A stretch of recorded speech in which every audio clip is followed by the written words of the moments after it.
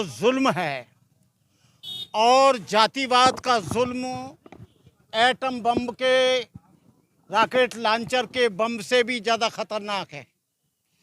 Japan में जब Hiroshima Nagasaki पर बम पड़ा तो केवल 2.5 लाख लोग मरे, लेकिन ये जातिवादी बम, जातिवादी मानसिकता ऐसी है कि यहाँ करोड़ों लोग पहले मर गए और करोड़ों लोग मर रहे हैं।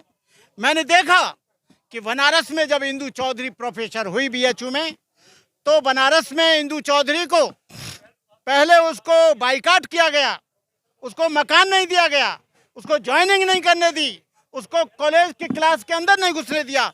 और यहाँ तक कि लड़कों से जो जातिवादी लोग थे, जो आरएसएस का एक विंग है स्टूडेंट का, उसे बीएचपी बोलते हैं, क्या बोलते हैं, हाँ, तो उसने भी विरोध किया। लेकिन हाई कोर्ट में जाने के बाद, सुप्रीम कोर्ट में जाने के बाद उस लड़की को ज्वाइनिंग मिली। ये देश जाति का देश है, ये देश सांप्रदायिकता देश है, ये देश ऊंच नीच का देश है, ये देश भेदभाव का देश है। जबकि हमारा भारतीय संविधान जो 14वां अनुच्छेद है वो समानता की बात करता है, मानवता की बात करता है, बंधुता की बात करता है। लेकिन आप देख रहे हैं कि देश में मूंछ रखाने पर मार दिया जाता है और घोड़ी पे चढ़ने पर दूल्हे को गोली मार दी जाती है, और बच्चा पानी पीता है इंद्र मेघवाल तो उसको मार मार के लोहूलुहान कर दिया जाता है। ये देश जातियों का देश है। ये देश बहुत दिन से इतना रहे ध्यान सताने के साथ साथ हम भी बदल रहे हैं जमाने के साथ साथ। ये जुल्म अब बर्दाश्त नहीं किया जाएगा, इस जुल्म का मुकाबला किया जाएगा आत्मसम्मान के साथ। आत्मसम्मान के लिए हम लोगों को लड़ना पड़ेगा। डॉक्टर अंबेडकर ने कहा था, self respect is more important than material gain, our struggle for self respect.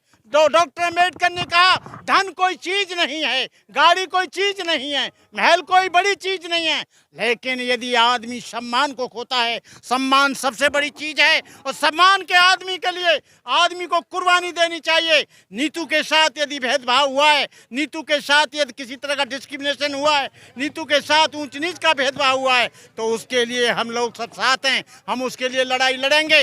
लेकिन यहाँ पर क्या किया जाए, यहाँ पर राष्ट्रपति भारत का पहला सदस्य होता है, पहला नागरिक होता है, लेकिन रामनाथ कोविंद को जगन्नाथपुरी के मंदिर में घुसने नहीं दिया जाता है। जब इतने बड़े राष्ट्रपति को, इतने बड़े व्यक्ति को नहीं घुसने दिया जाता है तो अन्य लोग क्या करेंगे।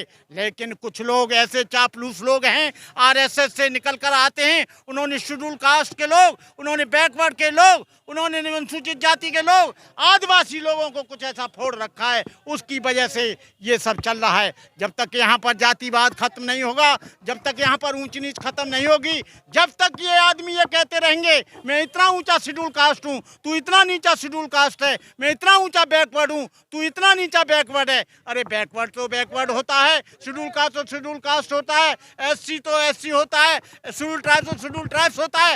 लेकिन यहाँ पर हम लोगों में भी जातिवाद है। यदि कोई वाल्मीकि भाई आता है तो हम लोग खुद उसका सम्मान नहीं कर पाते हैं। पहले इन लोगों को, स्वयं शेड्यूल कास्ट के लोगों को आपस में जातिवाद को खत्म करना पड़ेगा। पहले इनको, आप देख रहे हैं धीरे धीरे उसका रिजल्ट आ रहा है।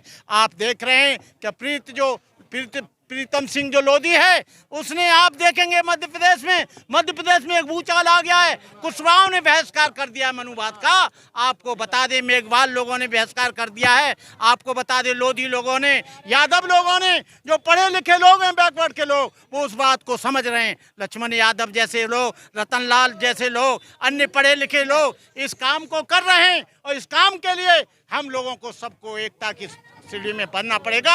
और इसके लिए ऐसे नहीं है, इसके लिए कुर्बानी देनी पड़ेगी, इसके लिए आपको बहुत बड़ी कीमत चुकानी पड़ेगी। मैं इन्हीं शब्दों के साथ यहाँ के तमाम देश के लोगों से, ओबी से, एससी से, एसटी से, आदिवासियों से निवेदन करूँगा, सब एक हो जाओ और जातिवाद के जुल्म को जो जड़ में से उखाड़ फेंको। जातिवाद के जुल्म का तुम मुकाबला करो। मैं अपने लोगों से कहता हूँ कि आप किसी भी पुलिस थाने में मत जाना, पुलिस तुम्हारी नहीं सुनेगी, क्योंकि यहाँ की न्यायपालिका उनकी है, कार्यपालिका उनकी है, विधायिका उनकी है, फौज उनकी है।